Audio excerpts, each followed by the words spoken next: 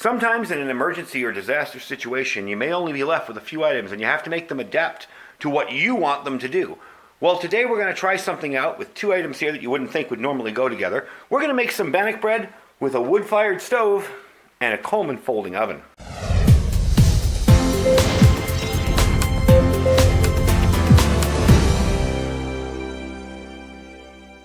All right, everybody, welcome back. So if you didn't get the gist of what I was saying in the intro here, what we're trying to do today is do something a little bit different, a little bit off the beaten path, and use two items that you wouldn't think would go together. And this suggestion actually came from one of my subscribers or somebody who left a comment, I'm not sure. The name was Go To Yad Rama, and he mentioned that he uses his firebox stove and it fits perfectly over his Coleman folding stove, and he bakes stuff in it. So I figured that's an awesome opportunity to test out two different items that you wouldn't think to put together. I mean, normally I'd just put a campfire over this or a propane burner or something like that. I would never think to take a smaller wood stove, and it does sit on there. I've already tested it. It sits on there fine. So I'd never think to add those two things together. So then I started to think, what should I bake in it? And I thought, well, the easiest thing to do is bannock bread. And not only that, but I could use some for breakfast this morning. So what I'm going to do is I'm going to place this folding oven. Now, if you've seen these before, they fold down flat. They kind of fold in, kind of like this. So this is a fairly flat, packable system, although very heavy. You probably wouldn't want to be carrying this in a backpack. But it is a very flat, packable system that might be ideal for car camping, overlanding, anything like that, RVers even. And we're going to mix up the bannock bread here. Now, I already have the mix put together, and people will ask me, well, what I use? Well, generally my basic recipe is 2 cups of flour, usually 1.5 tablespoons of baking powder, 1 tablespoon of salt, and 1 tablespoon of garlic powder. Then what I do is I start with a 1/2 cup of water. In this case, I'm just going to eyeball it, and try to get this to a sticky kind of consistency. So what I'm going to do is I'm going to get this to kind of where I want it, and we'll mix it up here and take it outside and cook it. All right, so I got this in here now. This is a neat way to carry your pre-made bannock mixes. You can even add water into these and then knead them. The only reason I'm not going to do that today is because I was worried about them get stuck in the corner, and I want to mix this up really good. But in a pinch, in a camping situation or outdoors or backpacking or hiking, that is an awesome way to store your bannock pre-mixed. Now I already mixed this up, that's why it's kind of got a little bit of a yellow hue to it, because it's got some garlic in it and everything else. So generally what I do is I eyeball it. And I will put a little water in there. That's about good. And I find that if I get it too watery, I can always add a little more. Isn't it fun having a black tabletop?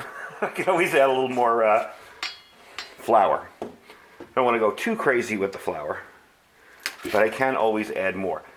So we're going to mix this up, and I'm going to get it to the consistency I like, and then I'm going to take you outside. I'm just going to go on the side of the house today with this because I want to be under the shade. Don't want to be out in the sun after being out in the sun the other day for like 11 hours doing a charity event. Kind of tired of being out in the sun.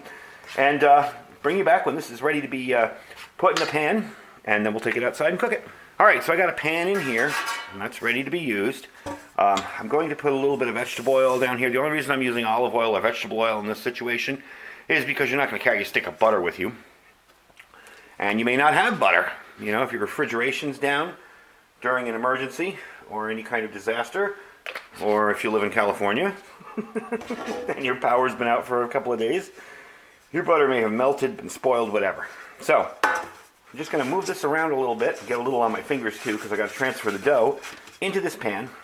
And for those of you that don't know, I know I have a lot of new subscribers since I used to do a lot of bannock videos. Bannock is just bread without the yeast. It's really easy, simple way to make it. You're using baking powder instead of yeast. It's kind of like Indian fry bread. You've probably heard it referred to as that.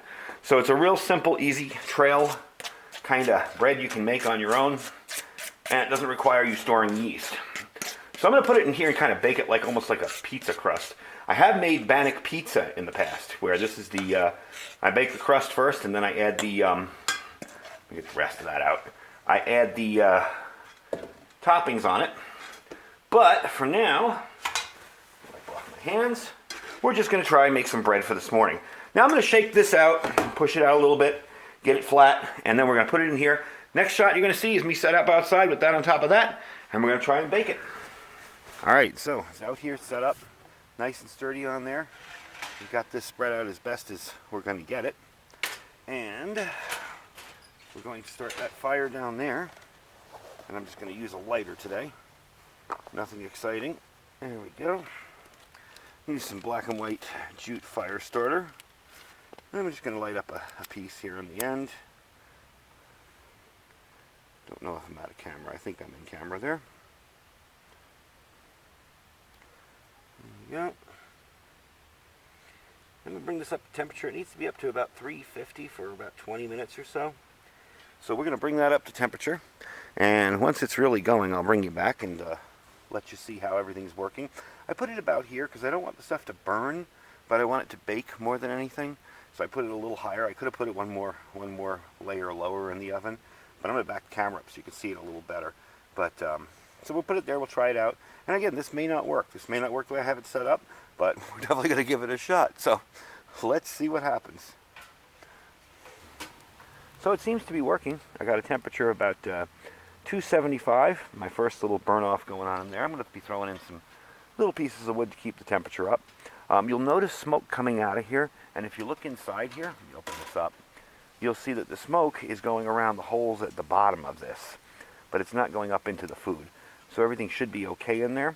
And heck, we fire it over an open fire most of the time, so can't be that bad. I'm already starting to see it puff up a little bit, so let's keep it going and see when we get there. We're almost at 300 degrees now. The outside of this, I'm going to take a reading here, it's showing 148, but inside it's showing 300. Let's see if that's accurate.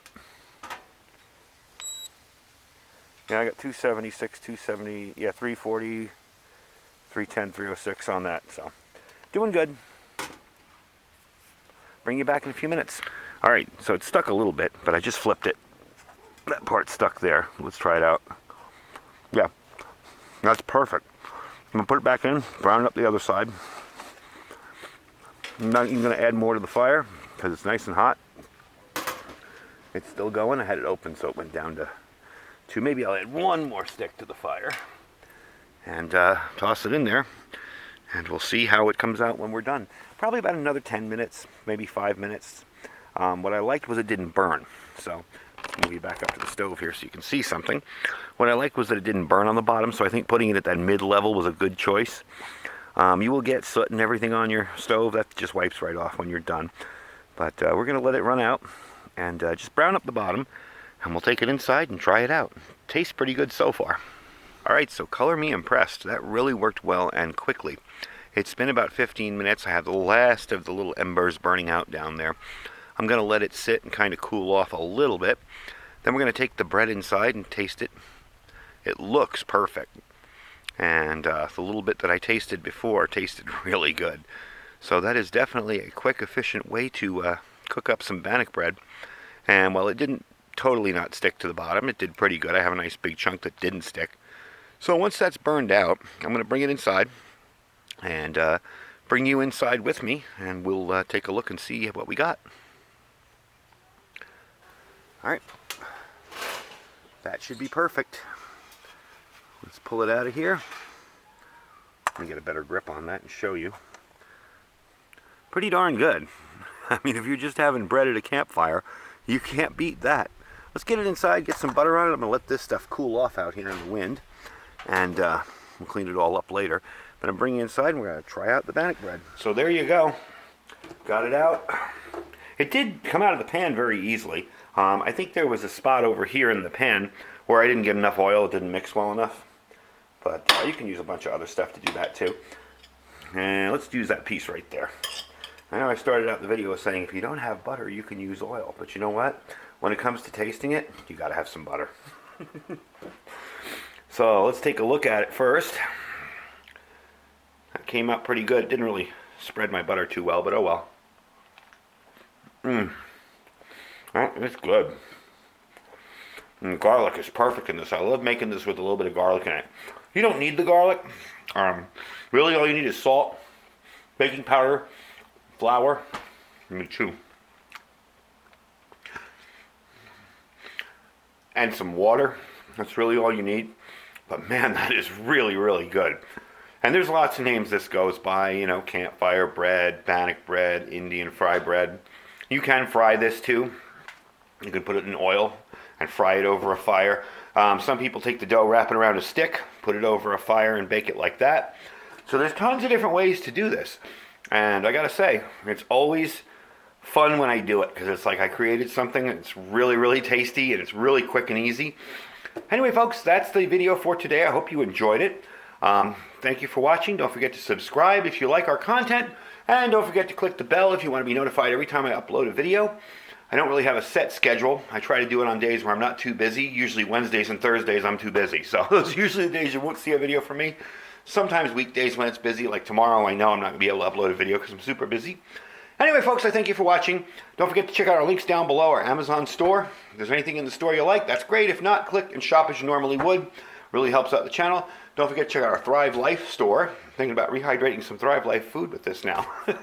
If you're interested in getting started up with some freeze-dried food storage for emergency preparedness. And don't forget to check out our Olight down below, our Olight sponsors down below, if you're interested in getting some really good flashlights.